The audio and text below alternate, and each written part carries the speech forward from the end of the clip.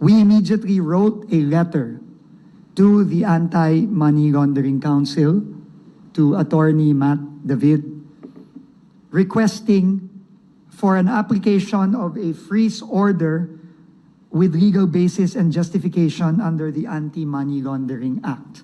And we listed down all the personalities in the first petition that was filed with the Ombudsman.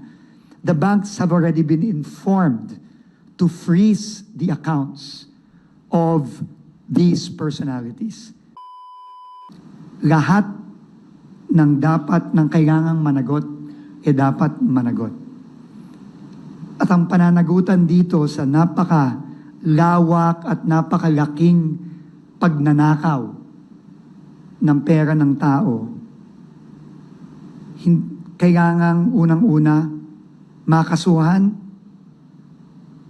eventually makulong, pero sinabi din niya na kailangan maibalik ang pera ng ating mga kababayan. Ang pera nating lahat, kailangan maibalik yan. And he has been consistently saying that since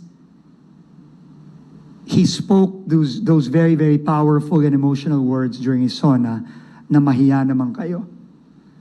And today is a huge milestone in that effort. Last September 12, after we filed the petition, the first petition against 25 people, including 20 DPWH personnel and 5 contractors, with the Office of the Ombudsman, we immediately wrote a letter to the Anti-Money Laundering Council, to Attorney Matt David, requesting for an application of a freeze order with legal basis and justification under the Anti-Money Laundering Act. And we listed down all the respondents to the first complaint that we filed, which includes the now infamous BGC boys, Alcantara, Hernandez, Mendoza, et al., but also includes contractors such as Sara Discaya of St. Timothy Construction, Sally Santos of Sims, Mr. Mark Arevalo of Wawaw. So humingi kami noong September 12 and nagpapasalamat ako personally kay Attorney Matt dahil mabilis pong kumilos ang Anti-Money Laundering Council. At yon ang magiging announcement po namin ngayon. Pero, nagpapasalamat din po ako sa BSP, sa leadership ni Governor Eli. Dahil kumilos din po ang Bangko Sentral ng Pilipinas. Dahil po, I was just informed a few days ago that the Anti-Financial Accounts Scamming Act, or the AFASA Act, which was passed last year, can also be used as basis to freeze accounts. No? Hindi lang po yung AMLA law, kundi itong AFASA law. At nagpapasalamat po tayo sa BSP dahil mabilis din pong kumilos si Attorney Bobby Figueroa. And we are here to announce that both those tracks, the track of the Anti-Money Laundering Law through Attorney Matt David and the AMLC, and the track of the AFASA law through the efforts of the Bangko Sentral as represented by its General Counsel, Attorney Bobby Figueroa, have both borne fruit. And we are here to announce that the banks of the personalities in the first petition that was filed with the Ombudsman, the banks have already been informed to freeze the accounts of these personalities, including those that I have mentioned already earlier. So, napakalaking step po ito. This is a major step in our road to make the people who did this accountable. And to make sure that the people get their money back. So, again, I just want to thank Attorney David and Attorney Figueroa for their efforts. Napakabilis po nito. September 12 lang po kami sumulat. At ngayon ay September 14 pa lang. 16 pa lang. No? 16 pa lang. September 16 pa lang ngayon. At nandito na tayo. At na-inform na po ang mga bangko ng mga taong ito na i-freeze na ang kanilang mga bank account. So, thank you very much po sa Central Bank, sa BSP, at si AMLC. And hindi pa tapos ang laban. Initial steps pa lang ito, pero napakalaking bagay po nito. Dahil makakampante po ang ating mga kababayan. Nasisimulan na ho natin ang proseso na maibalik ang kanilang pera na ninakaw ng mga taong ito.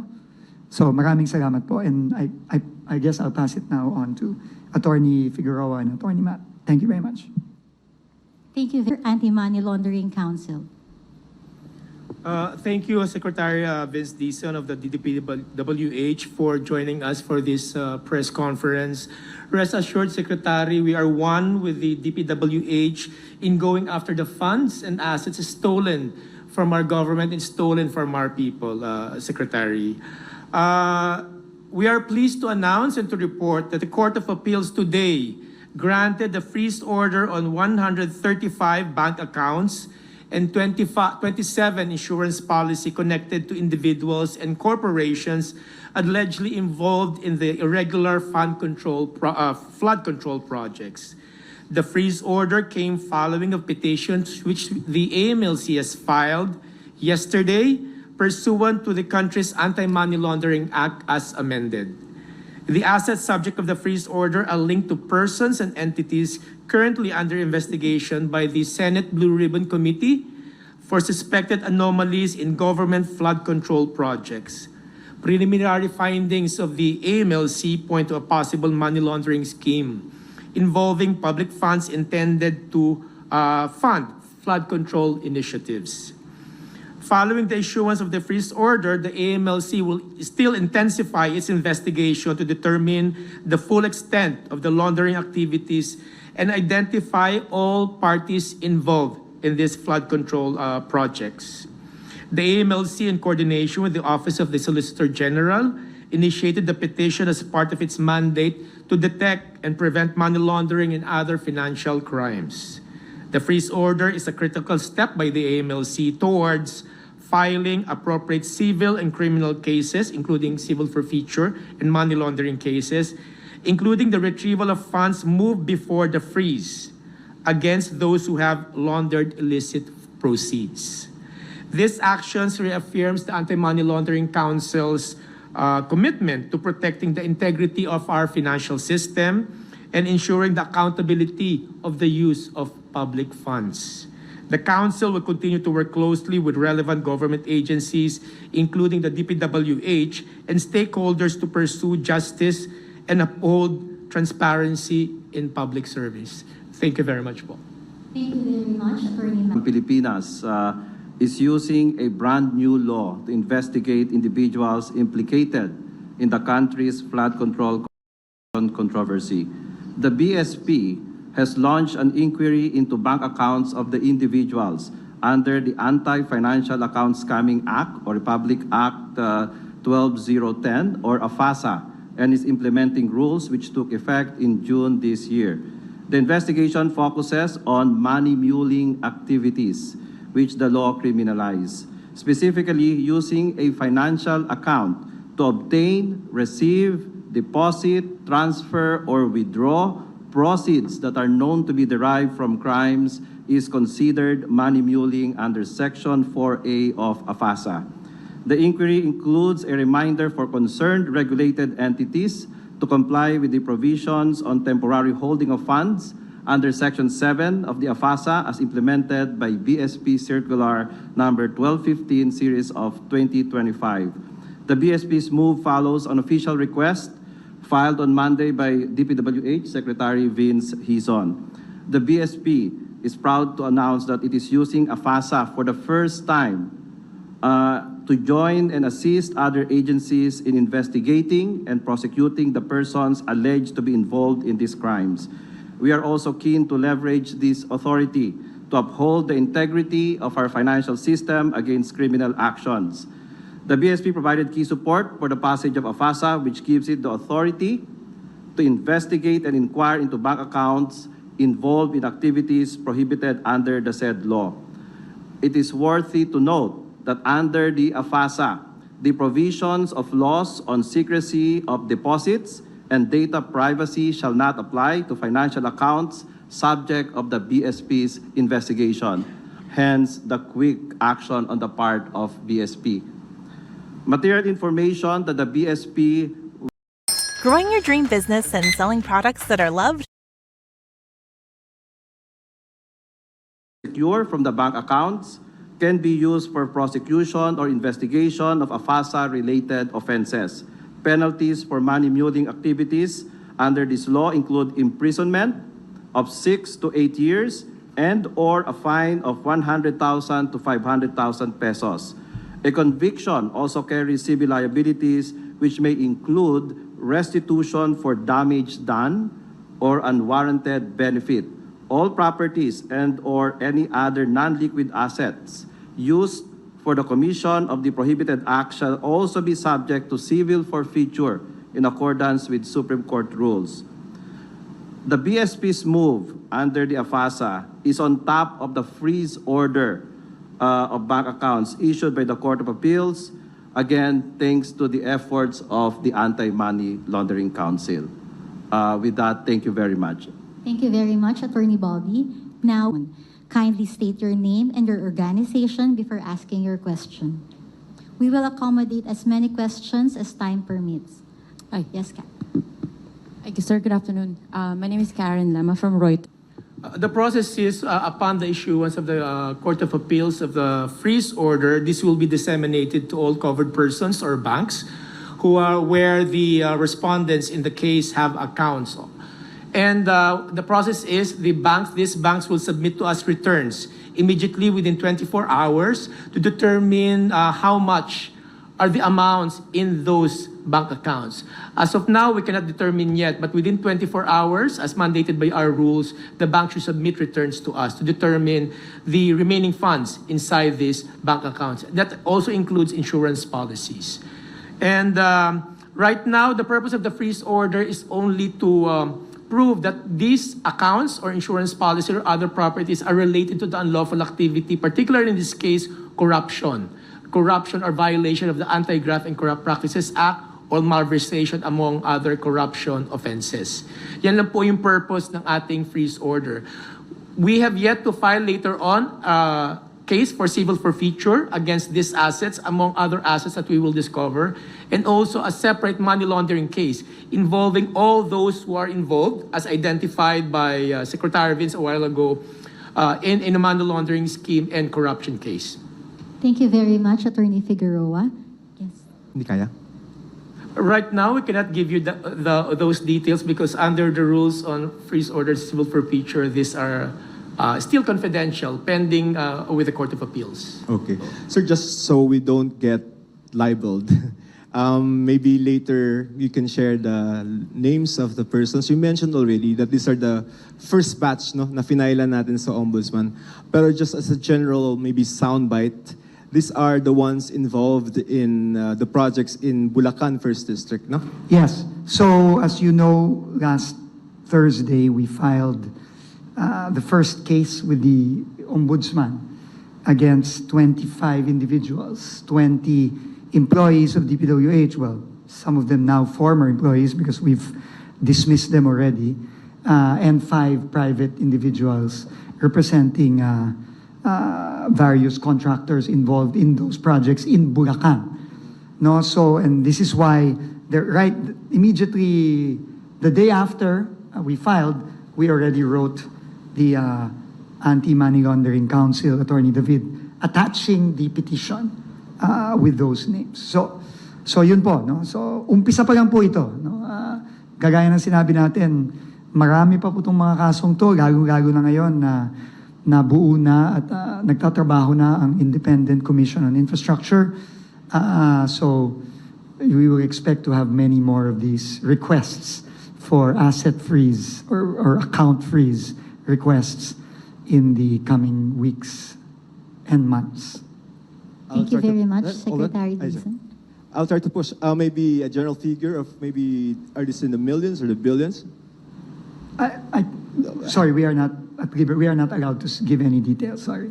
Just last two questions. So is it right to say this is 137 bank accounts and 27 insurance policies of the 25 individuals in the first complaint? Or I'm phrasing is 135, 27 of some of the 25. That's how we phrase the story. Or all of the 25, sir. Parang, I just want to establish the ownership of the 135. Alam niyo naman siguro kung sino sa mga yun ang maraming bank account, di ba? I think you can make that conclusion by yourselves. No? Sir, Kung sino dun sa mga yun. Delikado yung by yourself, sir. Sir David, baka pwede nating sparse out maybe majority of the... Right now, as I've mentioned, I'm not at liberty to disclose the number of individuals or the list of individuals that are covered by the freeze order because of the confidentiality requirement under the rules on freeze orders. Just...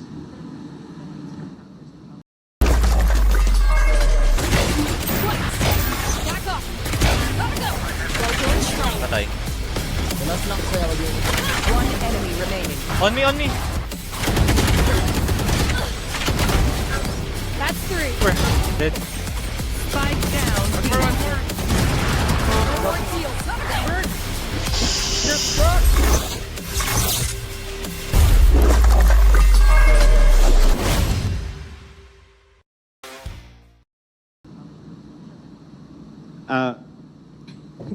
Phone in question. Contractors and former DPWH officials, right? At least the top 5, 6, tapos plus 5, mga 10. I think we all know who they are. I think we've all been watching this unfold on television, so I think we all know who they are. Sir, liable yan. Can you name them? We've already filed cases against them. Okay. So last na lang, sir, sa AFASA, sir. How do we operationalize, sir,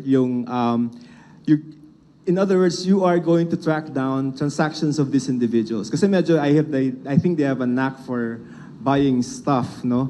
But how do you operationalize the new law on that kind of operation? Yes. That's a good question. Actually, again, as I've said earlier, no, AFASA is a relatively new law, right?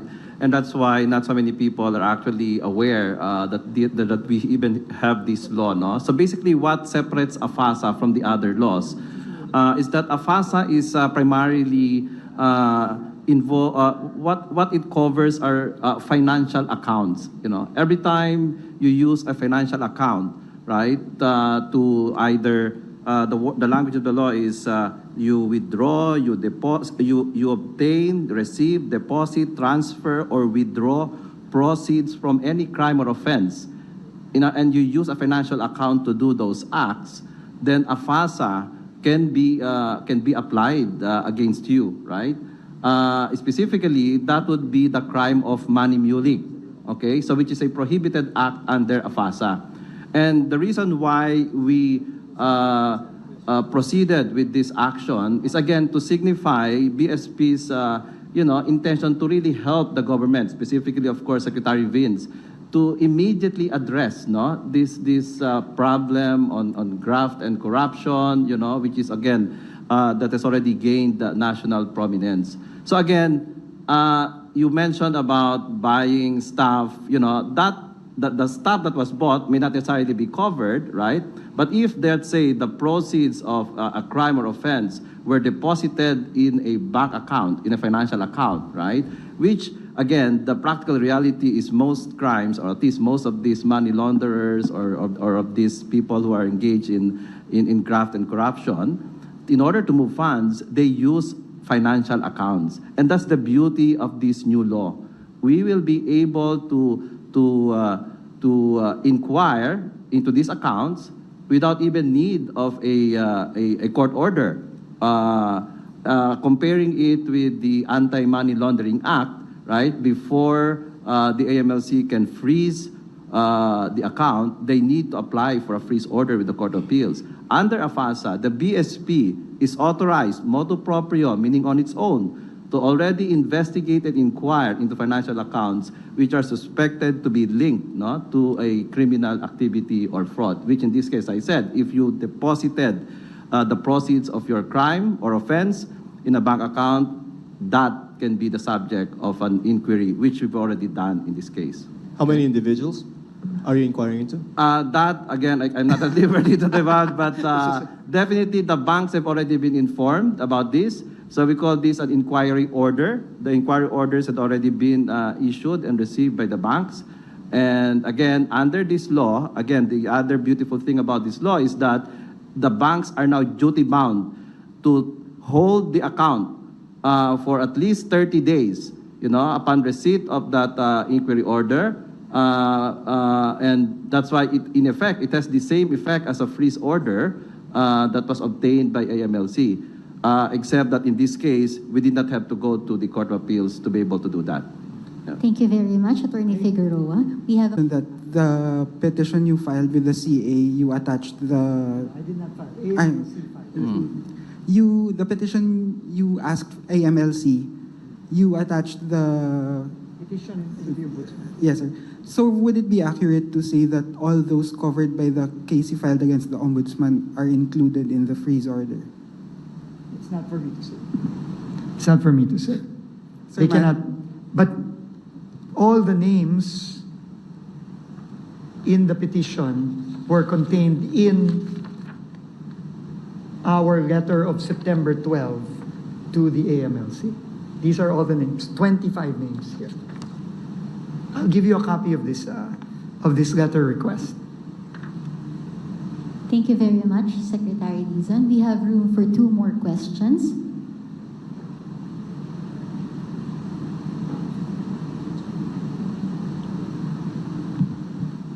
Hello po, Reyna Alberto from Business Mirror. I just want to clarify if starting today, naka-freeze na po yung accounts, yung bank accounts nila.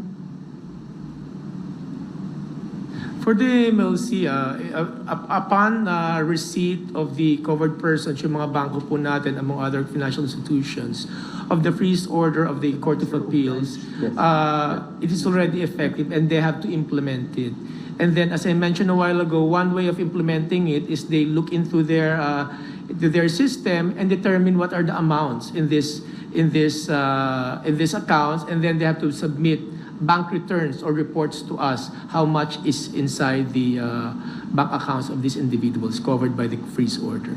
Effective na po yan. Yeah. So Thank you. under AFASA, in a way, it's similar to the procedure described by Attorney Matt David. No? Here, once the inquiry order is received by the bank, they are under AFASA required, duty-bound to temporarily hold the account for at least 30 days, and failure to do so on the part of the bank will expose the bank to liability under AFASA. Okay? And then, lahat po ba ng accounts ay involved in suspicious transactions or covered transactions? And also, ano po yung conditions para po ma-unfreeze yung accounts nila? For the freeze order issued by the Court of Appeals, the quantum of evidence there before the Court of Appeals approves the petition for freeze order is there is probable cause that the assets, bank accounts, monetary instruments are related to the unlawful activity. The unlawful activity that we mentioned in the petition that we filed with Court of Appeals is corruption or violation of the Anti-Graft and Corrupt Practices Act, malversation, among other corruption offenses. We have established that in the petition. That's why the court granted granted the petition by issuing the freeze order against these bank accounts and insurance policies. Yung sinasabi natin na suspicious transactions, those are part of the reports that are being submitted to us by the banks or financial institutions and other covered persons to the AMLC that will provide us trigger for us to investigate money laundering or the freezing of assets. Yun po. And then, ano po yung conditions para po ma-unfreeze yung accounts nila?